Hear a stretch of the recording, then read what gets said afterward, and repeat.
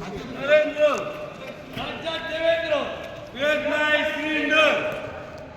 देशात नरेंद्र राज्यात देवेंद्र मिळत नाही सिलेंडर.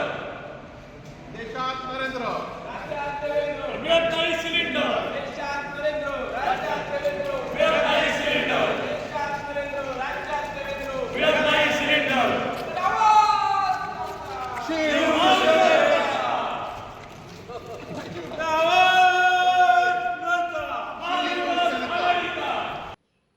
आखाती देशातील युद्ध परिस्थितीमुळे देशभरात गॅस सिलेंडरची टंचाई जाणवू लागली आहे. सिंधुदुर्ग जिल्ह्यात सुद्धा गॅस सिलेंडरचा तुटवडा जाणवू लागल्यानं ग्राहकांच्या गॅस वितरण केंद्रावर मोठ्या रांगा लागल्याचं दिसून येत आहे.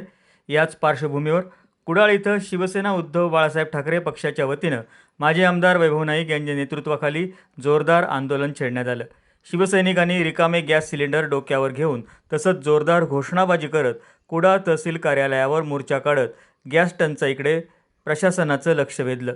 देशात नरेंद्र राज्यात देवेंद्र पण मिळत नाही गॅस सिलेंडर अशा उपरोधिक घोषणा यावेळी देण्यात आल्या. देशात नरेंद्र राज्यात देवेंद्र मिळत नाही सिलेंडर. देशात नरेंद्र राज्यात देवेंद्र मिळत नाही सिलेंडर. देशात नरेंद्र राज्यात देवेंद्र मिळत नाही सिलेंडर. देशात नरेंद्र राज्यात देवेंद्र मिळत नाही सिलेंडर. याबाबत गॅस पुरवठा सुरळीत न झाल्यास व्यावसायिकांचीही पर्यायी व्यवस्था करावी अशी मागणी करण्यात आली. याबाबत 2 दिवसात सकारात्मक निर्णय न झाल्यास मंगळवारी सिंधुदुर्ग जिल्हाधिकारी कार्यालयासह जिल्हाभर तीव्र आंदोलन छेडण्यात येईल असा इशारा माजी आमदार वैभव नाईक यांनी दिला. शिवसेनेच्या वतीने आणि त्याचबरोबर आमच्या जिल्हा परिषद सदस्यांच्या वतीने आज आम्ही कुडाळ तहसीलदार ऑफिसला या ठिकाणी भेट दिली आणि सिंधुदुर्ग जिल्ह्यामध्ये आपण 2-4 दिवस वाचतो की प्रशासनातर्फे सांगितलं होतं की 25 दिवसात सिलेंडर मिळणार, कोणी पॅनिक होऊ नये. परंतु आज सगळ्याच एजन्सीवर 500-500 लोकांच्या लाईन लागलेल्या आहेत. लोकांना बुकिंग 4-4 दिवस लावून सुद्धा बुकिंगचा नंबर होत नाही आणि अशा असताना गॅस एजन्सी असतील किंवा आज पेट्रोल डिझेलची सुद्धा कमतरता झालेली आहे आणि त्यामुळे प्रशासन सांगते तसं या जिल्ह्यामध्ये परिस्थिती ह्या जिल्ह्यामध्ये कठीण परिस्थिती लोकांची झालेली आहे.